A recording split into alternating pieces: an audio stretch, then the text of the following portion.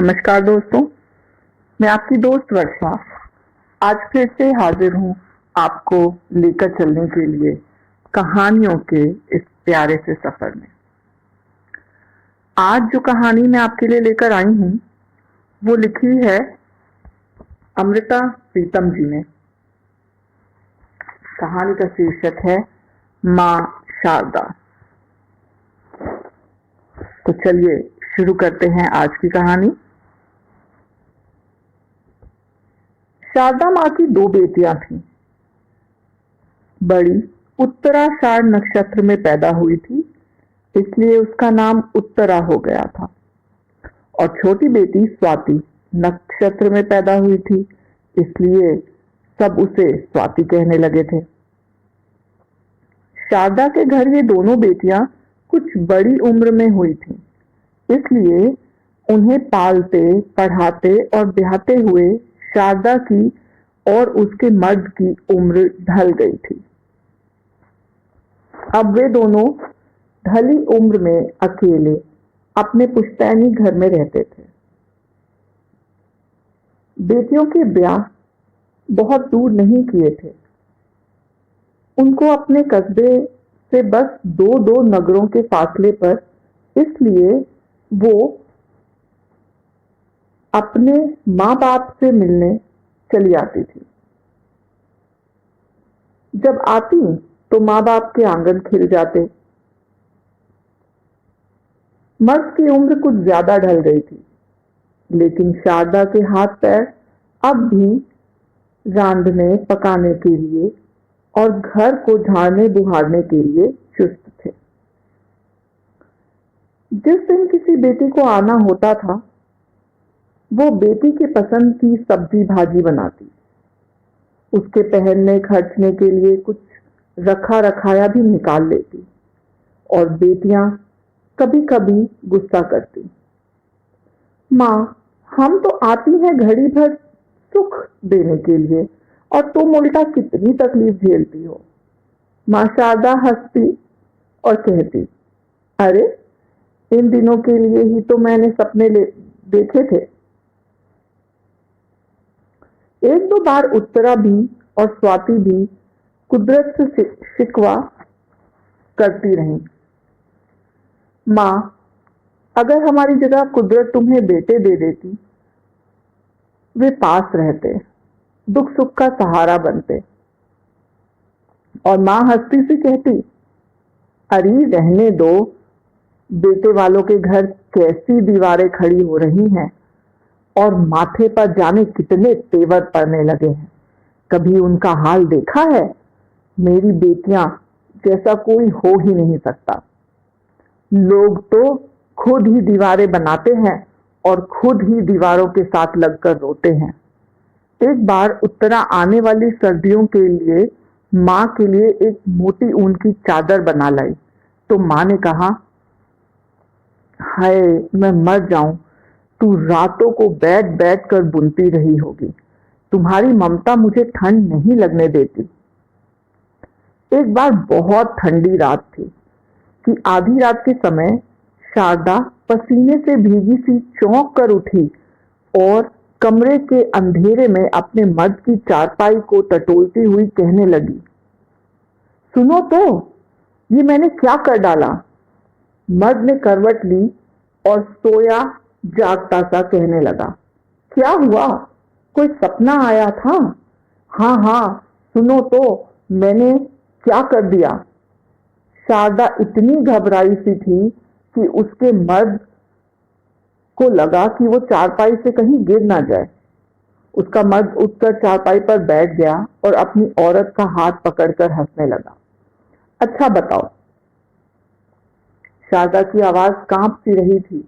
कहने लगी, अभी देखा कि स्वाति आई है, पेट से है, और फिर यही इसी चारपाई पर पड़ी थी जब उसके यहाँ बेटा पैदा हो गया। मैंने बच्चे को नहला धुलाकर शहद की घुट्टी दी और फिर बच्चे को उत्तरा की झोली में डाल दिया। उत्तरा भी पास ही बैठी थी। ये मैंने क्या कर दिया? स्वाति का बच्चा लेकर मैंने उत्तरा की गोद में डाल दिया। मर्द हंसने लगा। कहने लगा, तुम्हें हर वक्त उत्तरा की फिक्र रहती है ना, उसके घर कोई बच्चा नहीं हुआ। शारदा माथे पर आए पसीने को पोंछती हुई कहने लगी, 7 बरस हो गए उत्तरा के ब्याह को, पर उसके यहाँ बच्चा नहीं हुआ।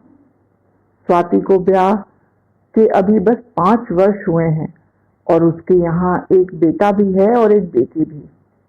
मर्द कुछ खामोश सा हो गया, फिर आहिस्ता से कहने लगा, मैंने तुम्हें एक बात नहीं बताई, सोचा तुम गम लगा लोगी, इसलिए। शारदा की दोनों हथेलियां ठंडी हो गई। वे अपने मर्द का हाथ थामकर पूछने लगी, सच बताओ क्या बात है। मर्द कुछ खामोश सा हो गया, फिर अटकती सी आवाज में कहने लगा, उत्तरा के घर बच्चा नहीं हो सकता। हाय, मैं मर गई। मैं तो सोचती थी कि जिस तरह मेरे घर बड़ी उम्र में ये लड़कियां हुई हैं, उत्तरा के घर भी कुछ बड़ी उम्र में बच्चा होगा। मर्द ने जल्दी से कहा, नहीं, उसे बच्चा नहीं हो सकता, डॉक्टरों ने कहा है। पिछले दिनों उसका मर्द आया था ना किसी काम से यहाँ शहर में, तो अकेले में बैठकर कुछ आहिस्ता से बता गया था। शारदा चुप की चुप रह गई, कुछ बोला नहीं गया। मर्द कहने लगा, वह कहता था कि कोई 2 ट्यूब होती हैं और उत्तरा की वे दोनों ट्यूब बंद हैं। फिर शारदा के होठ कांपने से लगे। डॉक्टर कहते हैं ऑपरेशन करवा के देख लो, ट्यूब खुले तो शायद कुछ हो जाए, लेकिन यकीन से कुछ नहीं कहा जा सकता। लेकिन ये बात अभी उत्तरा को मालूम नहीं है, उसके मर्द ने उससे कुछ नहीं बताया। जाने इसलिए मैंने स्वाति का बच्चा उठाकर उत्तरा की गोद में डाल दिया। मर्द को कुछ याद हो आया और कहने लगा, आज स्वाति का खत आया था, मैंने यहीं सिरहाने के नीचे रखा था कि तुम्हें रात को सुनाऊंगा, लेकिन रात इतनी ठंडी थी कि रोटी खाते ही मैं सो गया। शारदा ने चारपाई के साथ लगी बत्ती का बटन टटोला और बत्ती जलाकर मर्द के सिरहाने के नीचे रखा खत निकालकर पढ़ने लगी। खत खुला था। मर्द ने कहा, मैंने तो पढ़ लिया था, सोचा था तुम्हें रात को बताऊंगा, तू भी पढ़ ले। शारदा ने खत पढ़ा। 2-3 पंक्तियों का ही था और उसमें लिखा था, माँ, मैं इस महीने नहीं आ पाऊंगी, फिर से उम्मीदवारी से हूँ और तबीयत बड़ी गिरी गिरी है, अगले महीने आऊंगी। शारदा कुछ हैरान सी रह गई, कहने लगी, यही तो मैंने देखा था कि उसके यहाँ फिर कोई बच्चा होने वाला है। मर्द हंसने लगा, कहने लगा, तेरा आधा सपना तो सच हो गया, अब शायद बाकी आधा भी सच हो जाए, शायद उत्तरा का ऑपरेशन अच्छा हो जाए। शारदा ने जरा संभल कर पूछा, उत्तरा मान गई है ऑपरेशन को? अभी तो उसे मालूम नहीं, जो डॉक्टरों ने कहा है उसके मर्द ने उसे नहीं बताया। वह खुद ही डरता है ऑपरेशन से, कहता था बच्चा नहीं हो तो ना सही, मैं उत्तरा की जान खतरे में नहीं डाल सकता। मर्द ये कह ही रहा था कि शारदा को एक सुख का सांस आया, कहने लगी, कुछ भी हो, उत्तरा का मर्द बहुत अच्छा है। दिन गुजरते गए। आने वाले महीने में स्वाति भी 1-2 बार आई, उत्तरा भी आई, पर शारदा माँ ने उनके हाथ अपने सपने की कोई बात नहीं की। उसके मर्द ने उसे ताकीद की थी कि ये बात लड़कियों के सामने मत करना। स्वाति के घर से बेटा होने की खबर आई। शारदा का और उसके मर्द का दिल कुछ ठिकाने में था कि अचानक खबर आई कि जिस दिन स्वाति को नहाना धोना था, बच्चे को अचानक बुखार हो गया और देखते ही देखते कुछ ही घंटों में डॉक्टरों के हाथों में वह जिंदा नहीं रह सका। मर्द हौसले वाला था तो शारदा की उदासी को हौसला देता रहा और फिर शारदा भी कहने लगी, अच्छा वही जीते रहे जो दोनों हैं, ज्यादा बच्चे क्या करने हैं। मुश्किल से 1 महीना गुजरा था इस बात को कि एक दिन अभी दोपहर नहीं हुई थी कि उत्तरा का मर्द हंसता हंसता आया। उसके हाथ में फूल भी थे, मिठाई भी। आते ही उसने मिठाई का एक टुकड़ा शारदा के आगे किया और एक टुकड़ा उत्तरा के बाप के सामने।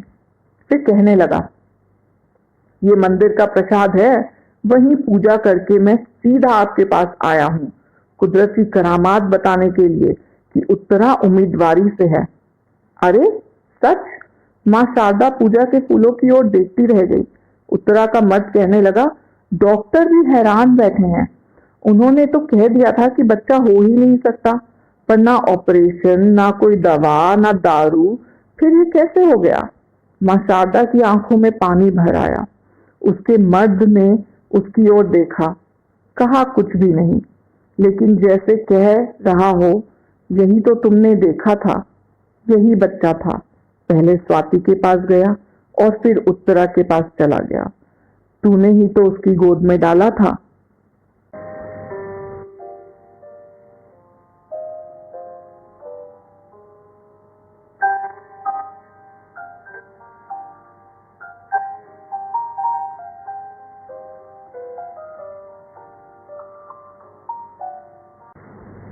आशा है दोस्तों आज की कहानी आपको पसंद आई होगी।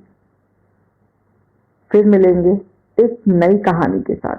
तब तक के लिए नमस्कार।